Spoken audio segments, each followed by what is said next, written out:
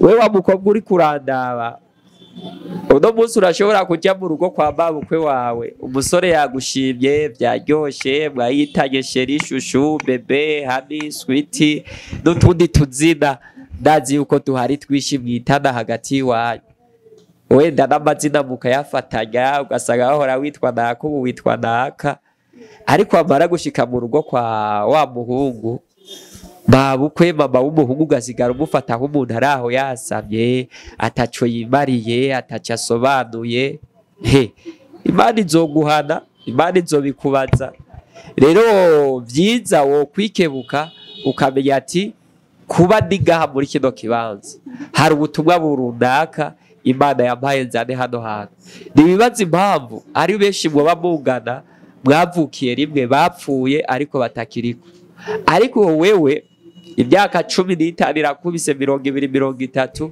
urayimaze uracyari muzima wenda nturajyamo na serumu cyangwa uje muri koma ariko hariho benshi bari munsi iwacu hari akayoga kavutse uno munsi bamaze gushiraho amaserumu gacu usanga babayeho muri ubwo buzima ariko wewe wamara kugera muri kijya kibanza bari bazi kugiye kubabera ivyamwa byiza ariko ugacu babera umururazi ushobora kubura umubone ibaza impamvu Imana yakurungitse kurera urya mwana wa mawujya wawe ushobora kubura umubonye ibaza impamvu Imana yakurungitse kujya gukora kajya kazi muri urya rugo hari ubutumwa runaka muri kujya guteka muri kujya gusabana n'umuryango hari ubutumwa runaka utwayeyo ariko uciye ugenda kubabera umururazi hari ikintu gikomeye cyane wari ugiye gukora cyangwa guhindura ariko igihe batagoye kukubona mw'iyindi shusho utandukanye ugiye gukora ibitandukanye n'ivy'Imana yagutumye rero mu busabane twese turimo muri kategori turimo mu byicaro turimo turagomba kuba abantu basobanutse dufise ico tuzi dufise ico tugomba gukora dufise ubutumwa runaka tugomba gushitsa ku bantu bakatwigirako reka mbaze umukobwa ari arahurikirana uno munsi wovyara umwana w'umukobwa mbega wo kwifuza yuko yomera nk'uko umeze baririmbye nta kintu kiryoshe nko kubona mukora indirimbo zikamenyekana ku rwego mpuzamakungu umva rero umuti wabonetse Henko Sound ni studio iri kubica bigacika tubafitiye abahinyanyuzi mpuzamakungu banonosoye ivya beatmaking voice recording mixing na mastering biri ku rwego rudasanzwe muri Henko Sound tukaba dukora kandi ama publicity dubbing na sound tracks ku bakora amareresi ku bashaka nabo ko ivyabo bimenyekana bikamamara no mu makungu canke ku baririmbyi bashaka gukorerwa ibiganiro gukoreshwa ibiganiro no tubafitiye Henko TV ibamenyekanisha tukaba dukorera mu ntara ya Gitega mukamufuza ico mubaza mu twakore kuri 61 46 84 48 Henko Sound niryo jwi ryo Burundi mwiriwe cyane mwaramutse bivanye naho muherereye nkuko bisanzwe ni Steve kuri microphone za Steve TV ku bufatanye na Henko nyene mucyamumva yo kari ibintu abara amavuta kandi ibintu biba biryohereye cyane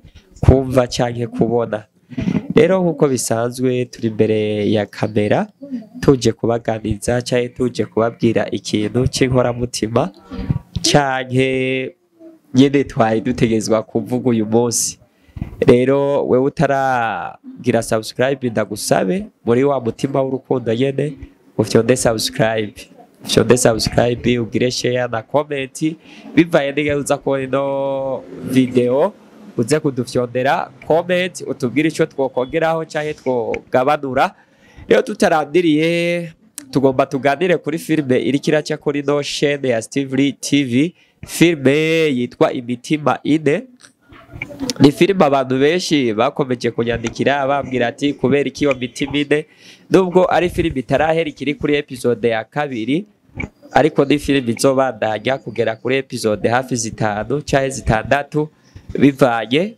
nuko turiko turayikora cyangwa turiko turayacting rero filme Imitima Ine ni filme irimo abakobwa batatu n'umuhungu umwe ariko iyo filme ikintu igamije kwigisha igomba kwigisha ku bantu basenga n'abadasenga uno munsi hari abantu usanga basenga bakabihereza agaciro, n'abandi usanga badasenga ntibabihereza agaciro, cyangwa ugasanga ntibasenga ariko abantu basenga bakabahereza agaciro. Rero uno munsi no filime bakomeje kumbaza mbega izoherera he cyangwa ubusiguro bwaho bumeze gute. Sinoca nabivugira ngaha, ariko ni filime wewe uri kurayikurikirana uzokuramwo inyishu canke uzogenda utahura byinshi kurusha uko woba warumeze uno munsi. Ariko nobabwira uno munsi twebwe turiko dukina imitima ine, ariko aho ubaye canke muri sosiyete ukoreramo canke mu muryango iwawe murenze 4. Urashobora kubura umumama uri kuranyumviriza canke uri kurakurikirana irya filime, canke ukabura umupapa ukaba ufise abana barenze 2 mukaba 5. Nawe murashobora kubaho muri mitima 5 cyangwa 6 cyangwa muri rya kampo dukoreramo mukaba muri mitima 10-15. Rero iyo mitima 15 hariho ubusabane butandukanye. Ubwo busabane rero bumeze gute? Hariho abakwemera we uri kurandaba, n'abandi batakwemera, n'abandi batahura ibyo uvuze, n'abandi badatahura ibyo uvuze. Kubera iki? Hari umutima uri muri twebwe wundi utandukanye n'uwo mutima dushobora kubona kuri naka. Hari igisoma twigeze gusoma muri primaire yamara umusambi niki. Rero tugomba kumenya aho tubaye mubo tugendera, mbega icyumviro cyaje bacakira gute, mbega iyo mvuze banyakira gute, mbega iyo nkoze ikintu bacakira gute. Rero mu ivyo byose utegerezwa gukora cyangwa utegerezwa kwibandaho gutahura no kumenya, utegerezwa kuraba ntubangamire mugenza umuhereza agaciro, naguha agaciro nawe umuhereza agaciro. Gutyo nimwahana agaciro mu kwiyumva nawe mukumvikana, ibyo ukeneye byose bizogenda neza kandi uzobona inyungu imbere. Ariko nutaha agaciro ibintu by'iwanje, nutaha agaciro ibintu bya mugenzi wawe, nawe iby'iwawe sinibaza ko bazobiha agaciro. Rero uno munsi urumwe mu mitima 5 canke 10 canke 4 bivanye naho uherereye. Mbega umutima wawe urameze neza, uratunganye, urumva yuko kuri bagenzi bawe bimeze bo, cyangwa urababereye umururazi. Rero turabe twikebuke. Imana irafise ingene yakuremye cyangwa irafise impamvu yagushize ngaho hantu igushira muri iyo mitima ya bagenzi bawe. Hari impamvu yaguhamagaye iravuga ati naka nube ngaha, naka igonda guhereza akazi muri hano hantu.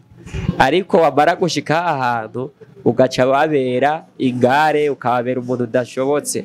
We wa mukobwa uri kurandaba, uno munsi urashobora kujya mu rugo kwa babukwe wawe, umusore yagushimye byaryoshe, mwayitanye sheri, shushu, bebe, hani, sweetie n'utundi tuzina ndazi yuko tuhari twishi mwitana hagati iwanyu. Wenda n'amazina mukayafatanya ugasanga bahora witwa naka ubu witwa naka.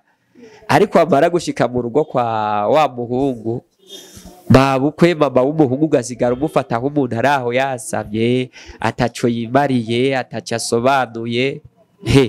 Imana izoguhana, Imana izobikubaza.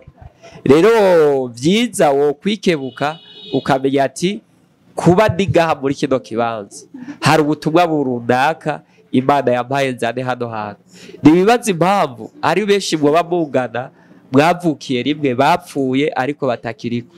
Ariko wewe imyaka 15 irakubise 20-30 urayimaze, uracyari muzima.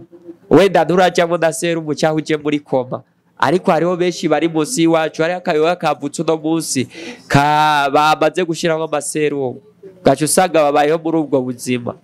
Ariko wewe wamara kugera muri kijya kibanza bari bazi kugiye kubabera ivyamwa byiza, ariko ugacu babera umururazi, ushobora kubura umubone.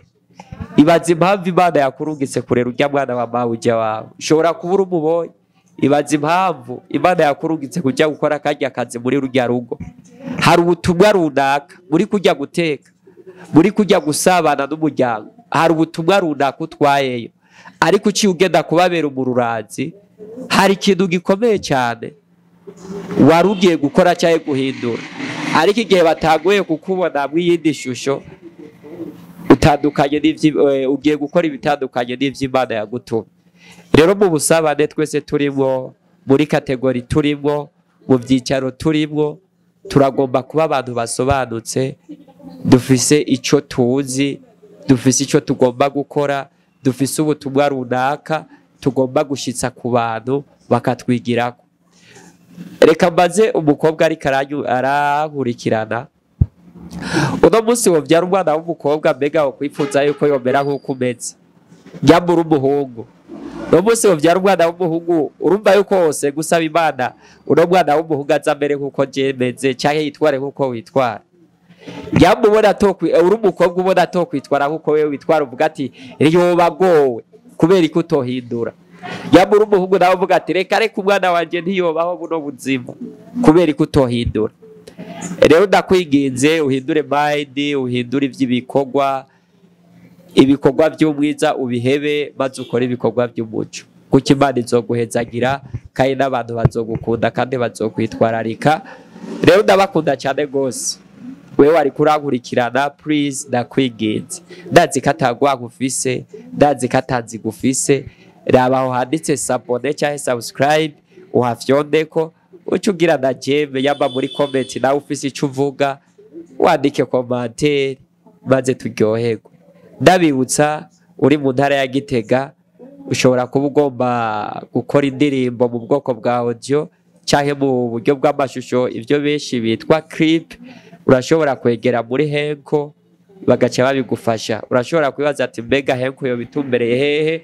Ni mu ntara ya Gitega neza na neza munsi ya clinique ubuzima ku rupangi nimero 5 uzokwakirwa n'icapa kinini cyane kigaragaza ibikorwa vya Henko. Ushobora kuba ugomba gufotoza agafoto ka passport cye kugira photocopy cyangwa impression y'ikintu runaka cyangwa ukeneye ifoto yihuta cyangwa service zose zikorerwa muri secretariat public urashobora kwitura Henko Pictures nawe uzoyisanga muri galeri Musavyi imbere ya hotel Trezia naho urashobora guca utwitura tugaca tugufasha muri ubwo buryo tukumenyesha ufise urubanza urwo ari rwo rwose turashobora kukwakira tukagukorera ivyo bikorwa kandi bikagenda neza. Turabakunda tubitwararitse ijoro n'umutaga. Shalom shalom. Baririmbyi nta kintu kiryoshe nko kubona mukora indirimbo zikamenyekana ku rwego mpuzamakungu. Umva rero umuti wabonetse Henko Sound ni studio iri kubica bigacika tubafitiye abahinyanyuzi mpuzamakungu banonosoye ivya beat making voice recording mixing na mastering biri ku rwego rudasanzwe. Muri Henko Sound tukaba dukora kandi ama publicity dubbing na sound tracks ku bakora amareresi ku bashaka nabo ko ivyabo bimenyekana bikamamara no mu makungu canke ku baririmbyi bashaka gukorerwa ibiganiro canke gukoreshwa ibiganiro no tubafitiye Henko TV ibamenyekanisha. Tukaba dukorera mu ntara ya Gitega mukaba mufize ico mubaza mu twakore kuri 61 46 84 48. Henko Sound ni jwi ryo Burundi.